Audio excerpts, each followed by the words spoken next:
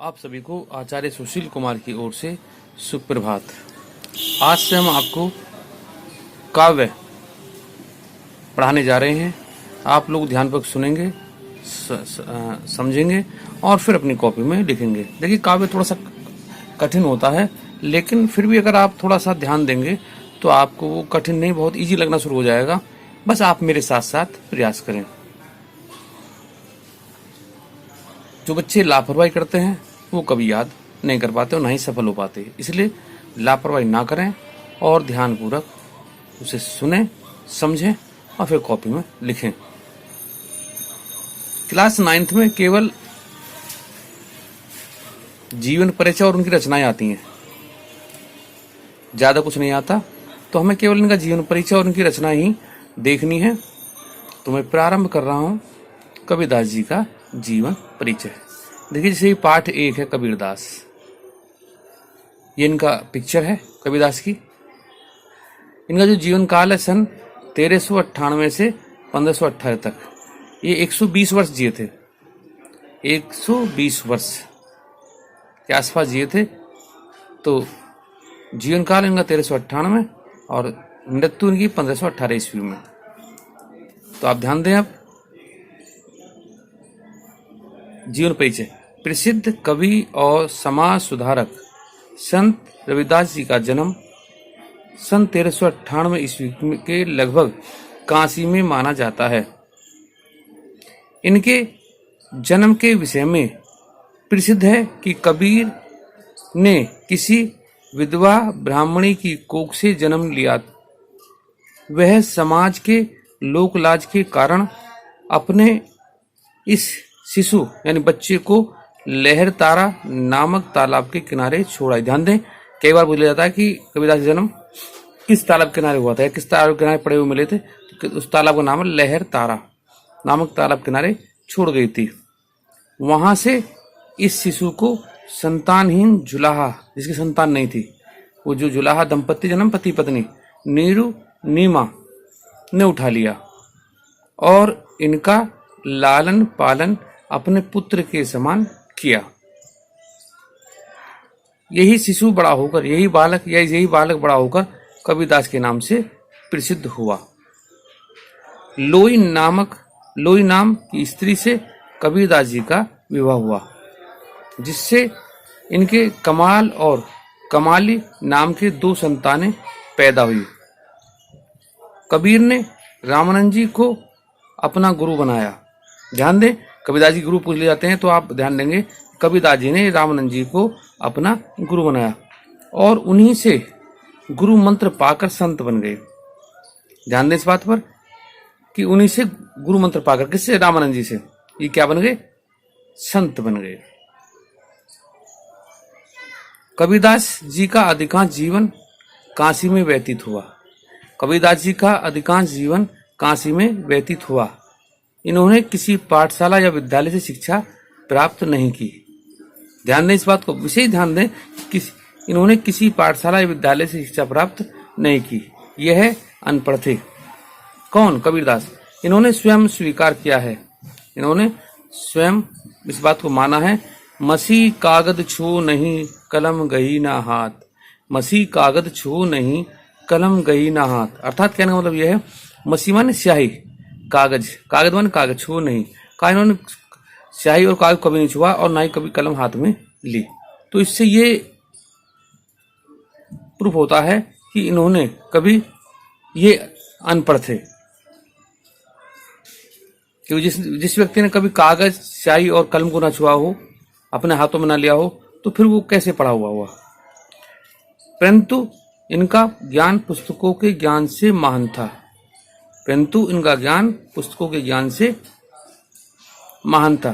कबीर ने जीवन की सच्ची पुस्तक का ज्ञान दिया। कबीर ने जीवन की सच्ची पुस्तक का ज्ञान दिया। कबीर अंधविश्वासों के खंडन में आस्था रखते थे।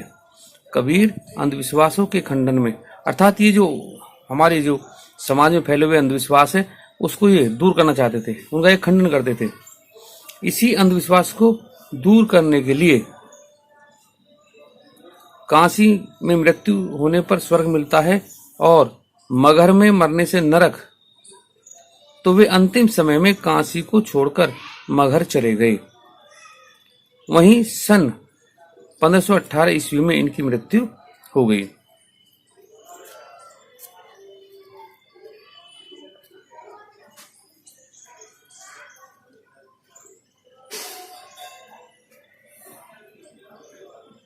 एक बार दोबारा देख लें। कबीरदास जी का अधिकांश जीवन काशी में व्यतीत हुआ। इन्होंने किसी पाठशाला या विद्यालय से शिक्षा प्राप्त नहीं की। यहाँ यह अनपढ़ थे। इन्होंने स्वयं स्वीकार किया है, मसीह कागज छुओ नहीं, कलम गई ना हाथ, परंतु इनका ज्ञान पुस्तकों के ज्ञान से महान था। कबीर ने जीवन की सच्ची पुस्तक का ज्ञान दिया। कबीर अंधविश्वासों के खंडन में आस्था रखते थे। कबीर अंधविश्वास के खंडन में आस्था रखते थे। इन अंधविश्वास को दूर करने के लिए काशी में मृत्यु होने पर स्वर्ग मिलता है और मगहर में मरने पर नरक मिलते हैं। इसलिए ये अपने अंतिम समय में काशी को छोड़कर मगहर चले गए और सन 1518 ईस्वी में इनकी मृत्यु हो गई। एक बार फिर देख लें। नाम कबीरदास था। माता पिता का नाम नीरू नीमा। जन्म 1398 ईस्वी। जन्म स्थान लहरतारा काशी। भाषा शैली पंचमील खिचड़ी अथवा सदुकड़ी। शैली उपदेशात्मक। प्रमुख रचनाएं बीजक। निधन सन 1518 ईस्वी। साहित्य में स्थान हिंदी साहित्य में मूलधन स्थान है।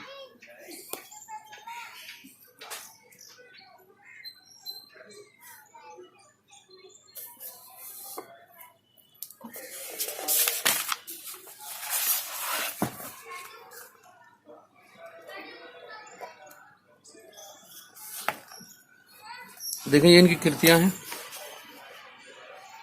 रचनाएं। कृतियां। कबीर पढ़े लिखे नहीं थे। कबीर पढ़े लिखे नहीं थे। ऐसी दशा में इन्होंने जो कुछ अपनी वाणी में कहा उसे इनके शिष्यों ने लेखनीबद्ध कर लिया। एक बार दोबारा देखें। कबीर पढ़े लिखे नहीं थे। ऐसी दशा में उन्होंने जो कुछ अपनी वाणी में कहा उनके शिष्यों ने लेखनीबद्ध कर लिया। इनके शिष्यों द्वारा लेखनीबद्ध किए गए दोहे और संग्रहित अवस्था में इनकी कृतियां या रचनाएं कहलाई। इनकी संख्या 57 बताई जाती है। जिनकी रचनाएं हैं 57 बताई जाती है। परंतु कबीर की कृतियों दो भागों में बांटा जाता है। कबीर की कृतियों को दो भागों में बांटा जाता है। नंबर 1 वाणी और नंबर 2 बीजक। इनकी समस्त रचनाओं में बीजक सबसे अधिक प्रसिद्ध है। इसे कबीरपंथी अपना धार्मिक ग्रंथ मानते हैं। वाणी और बीजक दोनों के 3-3 भाग हैं। बीजक के जो भाग हैं वे हैं साखी, शब्द, रमैनी।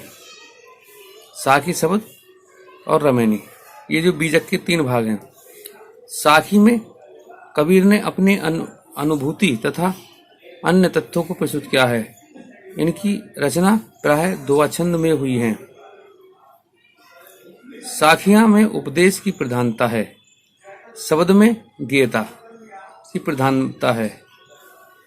इसमें उपदेशात्मक के स्थान पर भावावेश का वेगवान प्रभाव दिखाई देता है। रमैनी को रामणी अथवा रामायण का बिगड़ा रूप भी माना गया है।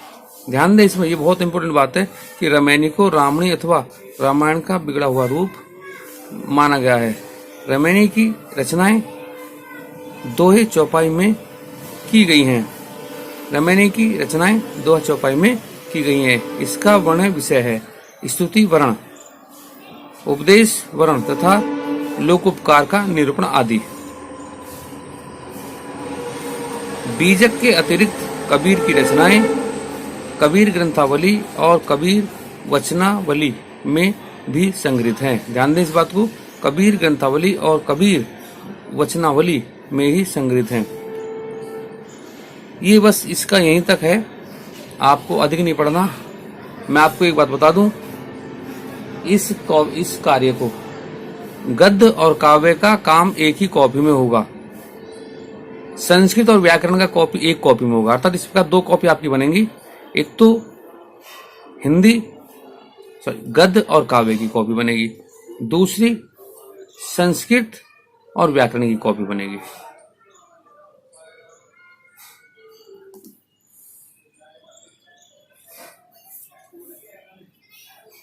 बस आज के लिए इतना ही। अगर आपको मेरे द्वारा पढ़ाया हुआ जीवन परिचय अच्छे समझ में आया है तो आप मेरे चैनल को सब्सक्राइब करें और बेल आइकन जरूर दबाएं, जिससे मेरी आने वाली नई नई वीडियो सबसे पहले आपके पास पहुंच चुके। आप मेरे इस YouTube वीडियो को आप अपने दोस्तों में भी शेयर कर सकते हैं, जिससे वो भी उससे अधिक से अधिक लाभ उठा सकें। कल मैं इसी पाठ के दोहों के साथ फिर उपस्थित होऊंगा। तब तक के लिए धन्यवाद।